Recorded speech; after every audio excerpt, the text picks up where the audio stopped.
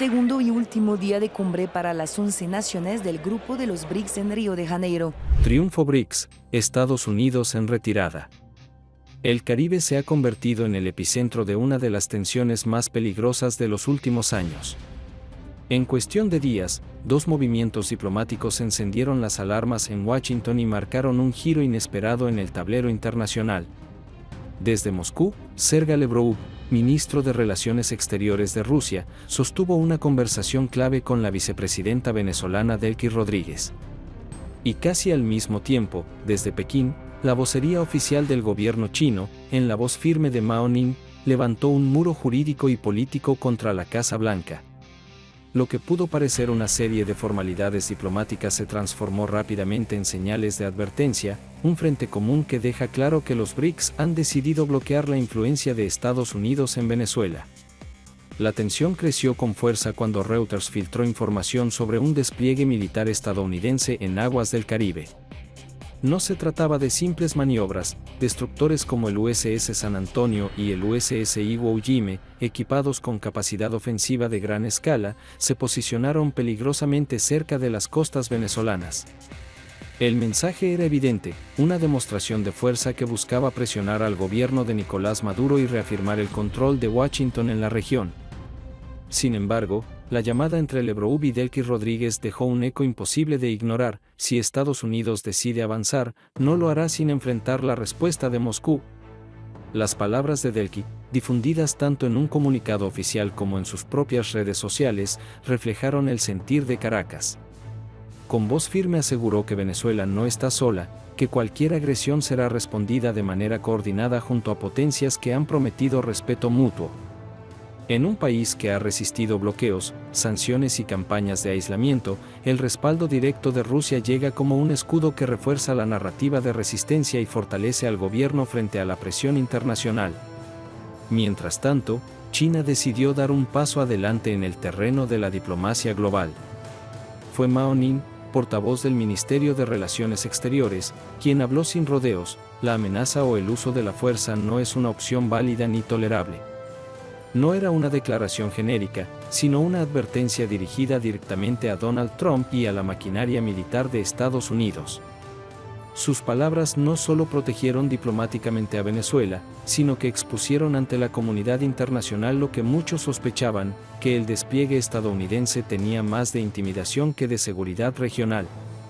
Por primera vez en años, un vocero chino mencionó directamente a Trump como responsable de una estrategia de hostigamiento que amenaza no solo a Caracas, sino a toda la estabilidad del continente. El titular corrió rápidamente por medios alternativos y redes sociales: China pone su escudo en Caracas. Y con esa frase, Pekín se posicionó como actor clave en un conflicto que ya no es bilateral, sino parte de un enfrentamiento mucho más grande entre modelos de poder. Lo que antes parecía una rutina de sanciones y bloqueos económicos se transformó en un pulso directo entre gigantes. Cada intento de Washington por asfixiar a Caracas recibe ahora la respuesta inmediata de Rusia y China, que no solo aportan apoyo político, sino también cooperación militar, tecnológica y económica. El presidente Nicolás Maduro, consciente de esta nueva realidad, lanzó un mensaje a su pueblo llamando a la movilización nacional y al alistamiento militar. Pero esta vez no habló desde el aislamiento, sino desde la certeza de que Venezuela no enfrenta sola el asedio de una potencia. Ahora cuenta con el respaldo de un bloque entero dispuesto a trazar un muro geopolítico que frena el avance de Estados Unidos. La relación entre Rusia y Venezuela ha adquirido un peso central en este tablero. Moscú no se ha limitado a discursos. Durante años ha sido el principal proveedor de armamento moderno a la Fuerza Armada Nacional Bolivariana, dotándola de sistemas antiaéreos, aviones de combate y tecnología de defensa avanzada que elevan el costo de cualquier intento de intervención. Empresas como Rosneft han mantenido viva la industria petrolera venezolana, desafiando sanciones y ofreciendo oxígeno financiero a un país asfixiado por el bloqueo. Pero más allá de lo militar y lo económico, Rusia ha convertido a Venezuela en su punta de lanza diplomática en América Latina, usando su voz en el Consejo de Seguridad de la ONU para desmontar campañas de deslegitimación y asegurar que Caracas sea reconocida como un aliado estratégico. Mientras Moscú ofrece músculo militar y respaldo diplomático, Pekín sostiene la columna financiera que mantiene en pie a Caracas. China ha invertido miles de millones en infraestructura, telecomunicaciones, petróleo y minería en Venezuela, asegurando que, pese a las sanciones, el país pueda mantener su economía funcionando. En un escenario donde Washington pretendía asfixiar cada sector productivo, Pekín ha construido puentes comerciales y líneas de crédito que desafían abiertamente el cerco norteamericano. Más allá de los recursos, China también ha tomado una posición frontal en el ámbito político. Ha denunciado reiteradamente en foros internacionales la ilegalidad de las sanciones unilaterales contra Venezuela, calificándolas como medidas de coerción económica que atentan contra el derecho internacional. Para Pekín, lo que ocurre en Caracas es un símbolo de resistencia frente al hegemonismo occidental. Defender a Venezuela es, en realidad, defender la visión de un nuevo orden multipolar en el que las naciones emergentes no están destinadas a obedecer al dictado de una sola potencia. Este respaldo no se limita a Rusia y China. Los demás miembros del BRICS, Brasil, India y Sudáfrica, aunque en distintos tonos y escalas, también han coincidido en la necesidad de respetar la soberanía venezolana y en rechazar cualquier intento de intervención militar. La fuerza del bloque es abrumadora, juntos representan más de la mitad de la población del planeta y casi la mitad del PIB mundial. Ya no es un grupo marginal, es un contrapeso real al G7 y a la influencia de Occidente. El mensaje del BRICS es claro: América Latina ya no es el patio trasero de Estados Unidos. Lo que antes era un terreno de control casi automático para Washington, ahora se convierte en un campo de resistencia donde cada movimiento militar se encuentra con la sombra de potencias euroasiáticas dispuestas a frenar la injerencia. Venezuela, un país que durante años fue blanco de sanciones y bloqueos, se transforma en epicentro de esta nueva disputa global. Los efectos de este respaldo se sienten en el propio discurso de Nicolás Maduro. Cuando habla de movilización y de resistencia, ya no lo hace desde la desesperación de un país aislado, sino desde la certeza de que cuenta con aliados que no solo lo apoyan en palabras, sino en hechos concretos: aviones rusos, créditos chinos, inversiones que esquivan las sanciones y una red diplomática que defiende a Caracas en cada foro internacional. El muro que protege a Venezuela no es imaginario, es real, y se construye con cada declaración en Moscú, cada crédito firmado en Pekín y cada voto en la ONU que bloquea resoluciones impulsadas desde Washington. Este giro no pasó desapercibido en Estados Unidos. Analistas y funcionarios reconocen en privado que el margen de maniobra de la Casa Blanca en América Latina se ha reducido drásticamente.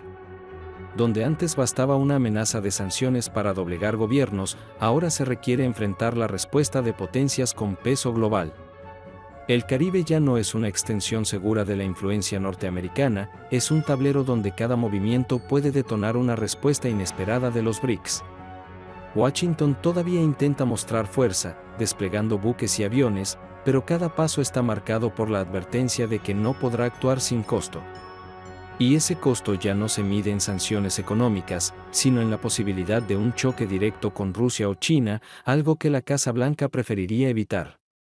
La presencia del BRICS ha cambiado las reglas del juego y lo que antes parecía un terreno de dominio absoluto ahora es un campo de batalla donde Estados Unidos se ve obligado a retroceder. El eco de esta confrontación resuena más allá del Caribe. Lo que está en juego no es solamente la soberanía de Venezuela, sino la credibilidad del viejo orden internacional. Durante décadas, Estados Unidos utilizó su poder económico y militar como herramientas de control. Pero ahora, frente a la alianza BRICS, ese poder encuentra límites concretos. Cada maniobra de Washington recibe un contrapeso, cada amenaza un escudo, cada despliegue un desafío. Venezuela, que alguna vez fue vista como un país debilitado por sanciones y crisis, se convierte ahora en símbolo de resistencia.